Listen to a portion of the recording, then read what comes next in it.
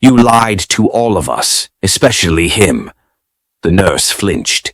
Nadine's diamond bracelet hit the floor with a clatter. "Mr. Ashcroft," the doctor asked again, louder this time, "do you deny being this child's father?" Rowan didn't speak. Couldn't.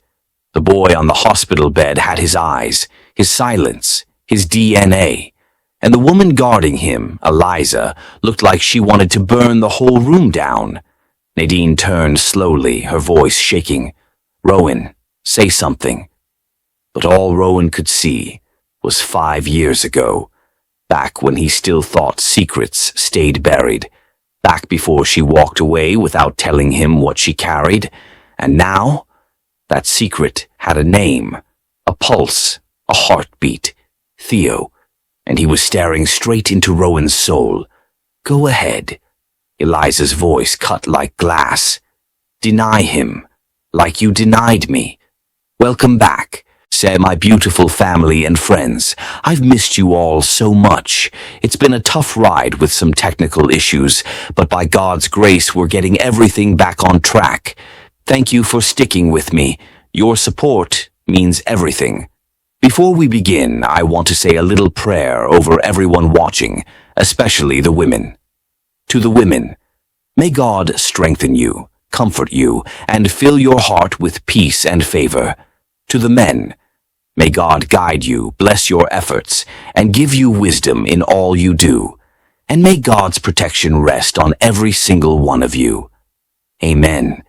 If you're ready for today's story, hit subscribe and tell me in the comments where you're watching from, my USA and UK family. I see you. And please watch till the end, because tomorrow I'll be dropping another story you wouldn't want to miss. Now, let's get into the story. But to understand what Rowan buried and who paid the price, we need to go back. Back to before Theo had a name. Back to when love still felt like enough.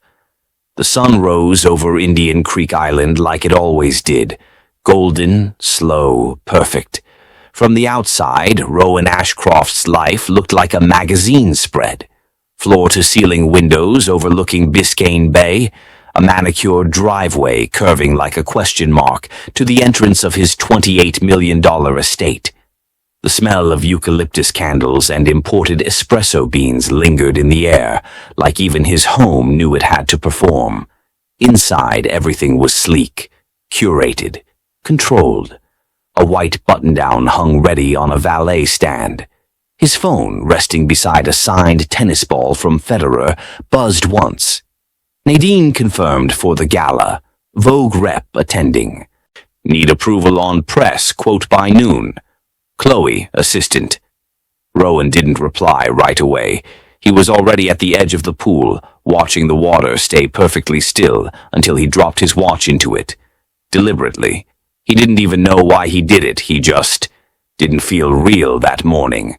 Nadine Brooks, daughter of former Senator Charles Brooks, was everything the media loved. Stunning, polished, photogenic, and obedient to public narrative. Their engagement was a merger as much as a romance, two empires aligning to keep the headlines full and the investors confident. And Rowan? He was used to deals. He understood leverage. He understood silence. But love had always been messier. That's when it happened. Mid-meeting, mid-coffee, mid-conference call with 3 board members from London. He opened a pitch deck. And there it was, her name. Visual Strategy, Slide 6 to 12, Montclair Design Group, lead Eliza Montclair. Rowan's body tensed like he'd been sucker punched. The room kept talking around him, pixelated voices chattering about stock splits and EU regulation. But he didn't hear any of it. He just saw her name, black font. Right there, 5 years, 5 whole years, not a whisper. Not a trace, and now here she was, on his desk, in his inbox, in his life again. No warning, no call, no sign, just her name. He closed the deck immediately, took a slow breath, told himself it meant nothing. Eliza Montclair was a common enough name, wasn't it? This could be someone else. Hell, maybe it was a typo. That had to be it, right? But it wasn't, because deep down he already knew. There was only one Eliza Montclair who made his pulse slow and speed up at the same time. That night, Nadine twirled under chandeliers at the Ashcroft Foundation's charity gala. She wore custom Armani. He wore his perfect smile. Their photos would be in town and country the next morning, but Rowan wasn't thinking about photographers, or investors, or donors. He was thinking about a girl with paint-stained fingers and a laugh that didn't care who was watching. He was thinking about Eliza. The first time he ever saw her, she had snapped at one of his executives in a pitch meeting for interrupting her. "Sorry, am I boring you?" she had said, flatly, not even looking up from her slides. Rowan had leaned forward, intrigued. Everyone else in the room had leaned back, terrified. By the end of that presentation, he didn't just want to hire her, he wanted to know her. Now here she was again, back in his orbit, uninvited, unapologetic, like she'd never left. He walked into his home office after the gala, loosened his tie and opened the deck again, clicked through her slides, studied every frame. It was her, not just in name, but in design, in tone, in fingerprints. He could feel her all over the work, the same emotion she used to weave into everything she touched, the same edge, the same elegance, and that voice in the back of his head, the one he thought he'd silenced years ago, whispered, "You still care." But he shut his laptop anyway, because caring had cost him before, and no one was worth that kind of fallout again. The next morning he didn't bring it up, not with Chloe, not with Nadine, definitely not with himself. He threw himself into meetings, press prep, and prenup discussions, like a man who never found her name buried in a deck, like a man who wasn't haunted. But when his driver stopped at a red light near Coral Gables later that week, he glanced out the window and thought for one reckless second he saw her, holding the hand of a small boy. He blinked. They were gone. Eliza didn't ask Rowan for child support. She didn't come back for a second chance. She came because Theo asked why he didn't have a dad. If you've ever had to answer a question that broke your heart, hit subscribe. Someone out there needs to know they're not alone. If you're listening right now, help me prove something wrong. My mother said I wouldn't even reach 1,000 subscribers, but I believe stories like this deserve to be heard. Help me show her that these tales matter. He told himself it wasn't her, just some woman, some kid, some hallucination of regret. But even as the car drove away, Rowan Ashcroft couldn't stop looking back. 6 years ago, Miami Arts District. Rowan Ashcroft walked into the pitch meeting late, espresso in hand, sunglasses still on, expecting another generic deck from another forgettable startup. What he didn't expect was Eliza Montclair, halfway through her presentation, arms crossed, chin raised, tearing into one of his VPs for interrupting her. "If you already know the answer, why did you ask the question?" The room went still. Someone coughed. Rowan took off his sunglasses. She didn't flinch. She didn't stutter. She didn't perform for him. She finished her pitch with zero pandering and 3 brutal truths about how his product line lacked emotional resonance. Then she shut her laptop and walked out like the room wasn't full of billionaires. Rowan followed her into the hallway. "You're not trying to impress anyone, are you?" She turned, eyes sharp. "If I wanted to impress someone, I wouldn't have worn sneakers." He laughed, not politely, genuinely. And when she smirked, he knew. He was done for. Their first dinner was supposed to be a quick meeting. It turned into 3 hours of arguing about color theory and capitalism. She drank whiskey. He matched her. They shut the place down. By the second week, he was texting her at 2 a.m., not with pickup lines, but with design mock-ups he didn't understand just to hear her thoughts. By the third, he was buying groceries he didn't need just to run into her at Whole Foods in Coral Gables. Eventually, they started going together. South Beach nights, her paint on his shirts, her opinions on everything, from boardroom ethics to breakfast cereal. She challenged him, constantly, and he respected her more than anyone he'd ever met. But even when she curled up beside him, notebook open, dreams spilling out faster than she could draw them, he saw it in her eyes. The question, did he love her, or what she could build for him? Rowan never answered it. Not then. And that silence would cost them both. 5 years ago, Ashcroft Technologies, downtown Miami.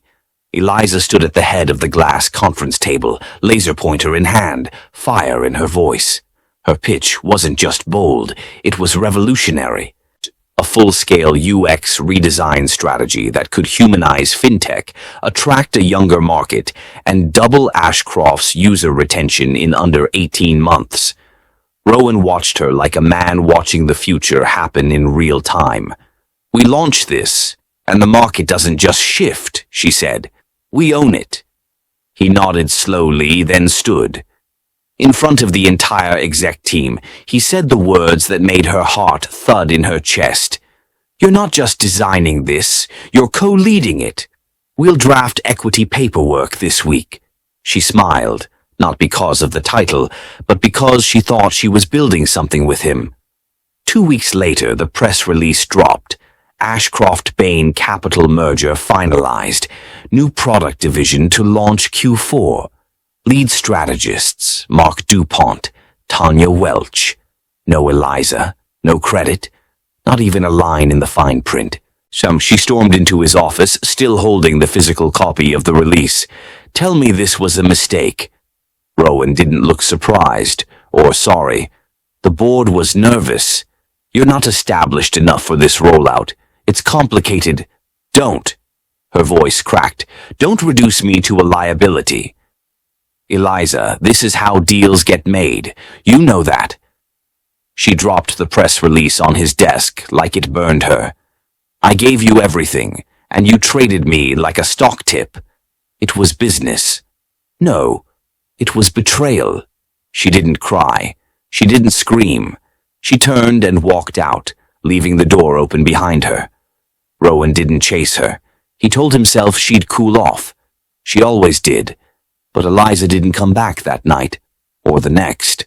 She left with nothing, except a child neither of them knew she was carrying. 1 month later, Little Havana, Miami. The walls were cracked, the plumbing hissed, the ceiling fan made a sound like it was trying to escape, but Eliza could breathe here. The apartment was small, 2 bedrooms, barely, but it was hers. No glass towers, no PR teams, no betrayal wrapped in gold leaf promises. Just space, quiet, survival. She found out on a Wednesday. The test blinked positive in faded blue ink. She stared at it from the bathroom floor, knees pulled to her chest, her future collapsing and reforming in real time. Rowan's name caught in her throat, but she didn't speak it. Not even once. Daniela arrived the next day with a duffel bag, a casserole, and no judgment. "Greater than, we've built from worse," her sister said, wrapping her in a hug. "We'll build again."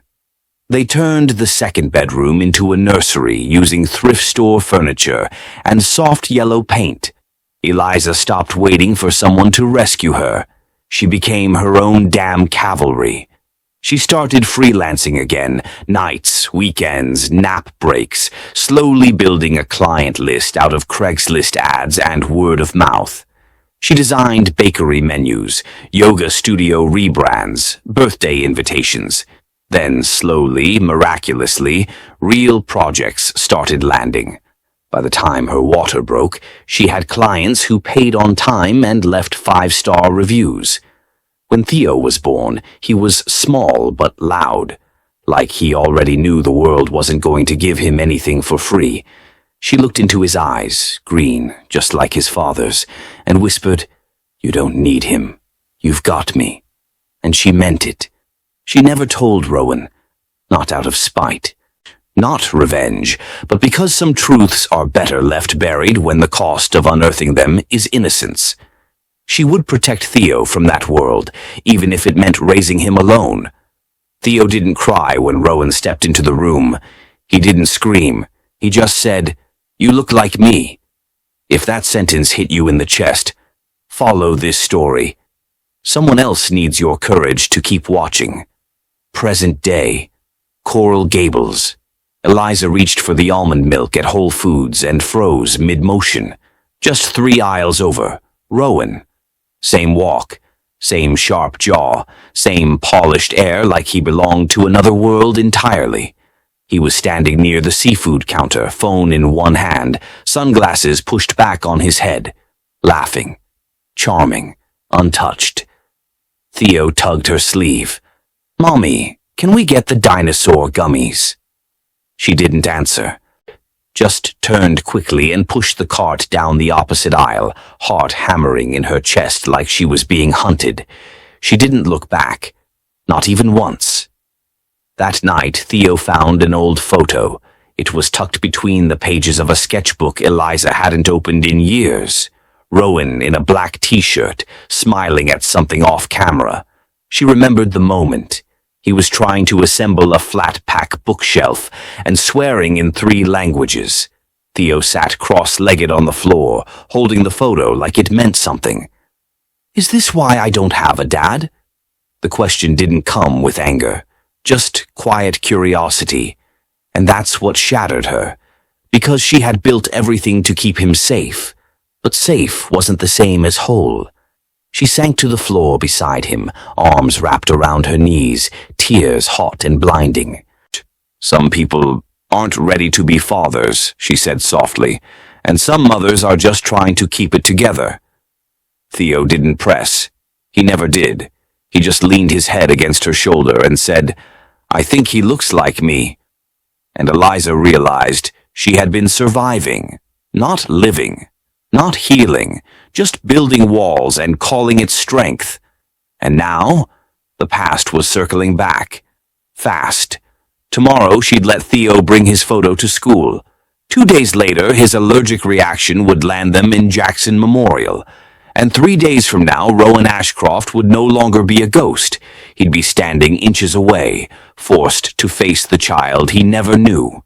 Jackson Memorial Hospital buzzed with fluorescent light and sterile urgency.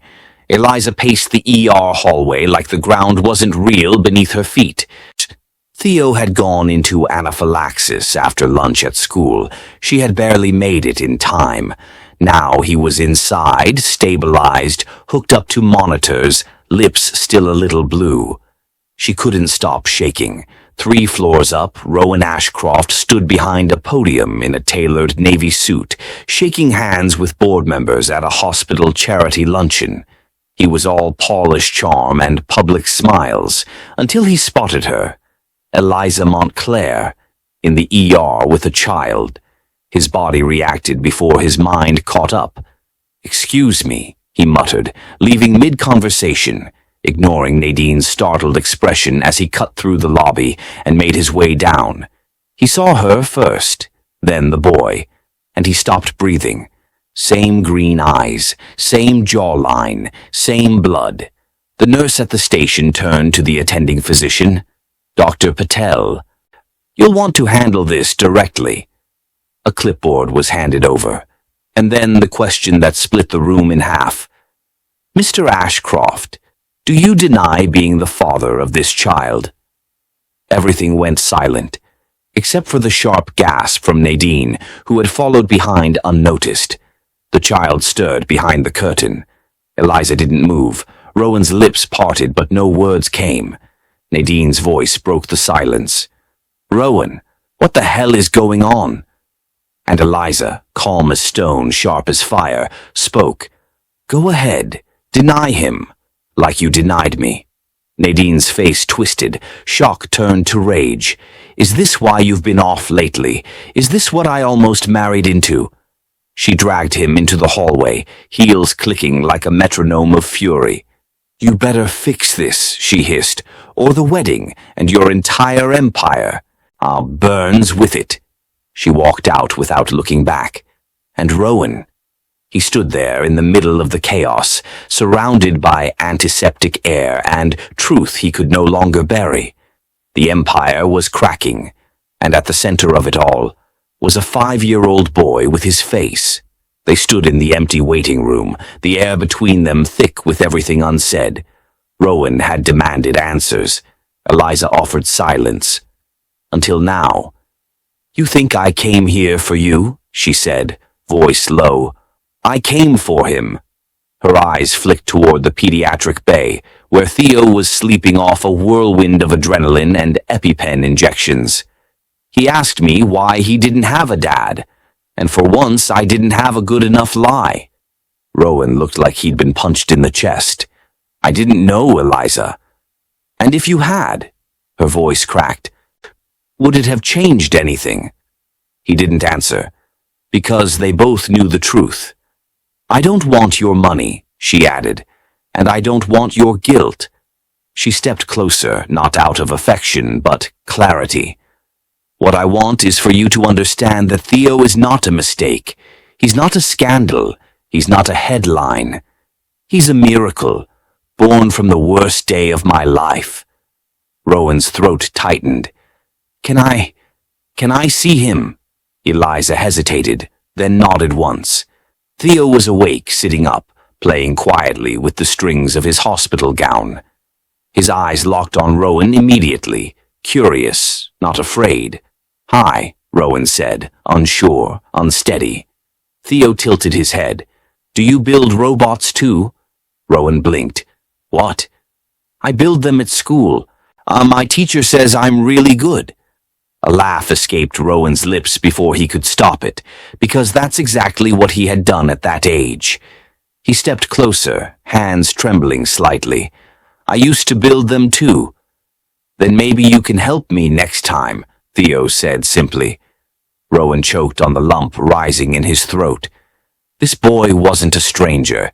He was a mirror, a second chance breathing right in front of him. "Let me be in his life," Rowan said, turning to Eliza. "Not yours, his." Eliza looked at him, long, quiet. She didn't say yes, but she didn't say no. The sun rose quiet over Indian Creek Island. No paparazzi, no press. Just the sound of Nadine's suitcase wheels echoing across marble floors. She didn't slam the door, didn't cry, just left a single envelope on Rowan's nightstand. Inside, a handwritten note in expensive cursive, "Heir or not, I will never be second to a mistake." No signature, just finality. Rowan stood in the doorway long after she was gone, unsure if he'd lost something important, or just something expensive. Across town, Eliza found her own envelope, not postmarked, hand-delivered. No return address, but she didn't need one. Rowan's handwriting was still neat, still precise. But this time, it was honest. "I won't ask for forgiveness, I don't deserve it. But if you ever decide Theo wants to know me, really know me, I'll be here. No more secrets, no more business, just me. As his dad, no manipulation, no guilt, just a promise." She read it once, then again, and again. Outside, Theo was in the yard, chasing shadows and dragonflies with a stick he swore was a lightsaber. The sun caught his face just right, and for a split second he looked exactly like Rowan. Same intensity, same wonder, same light. Eliza folded the letter and slipped it into a drawer, not to forget it, but to protect it. There would be time, there would be decisions, but for now, there was only this moment. And a boy who deserved the world. If you've ever been told love is a liability, or treated like a placeholder in someone else's story, subscribe. Because this one's for you. I truly appreciate you watching this story to the very end. If you enjoyed it, you're going to love what's next. It's wilder, more emotional, and impossible to predict. Click the image on your screen now to continue, and subscribe to join our growing family and stay connected to every new story.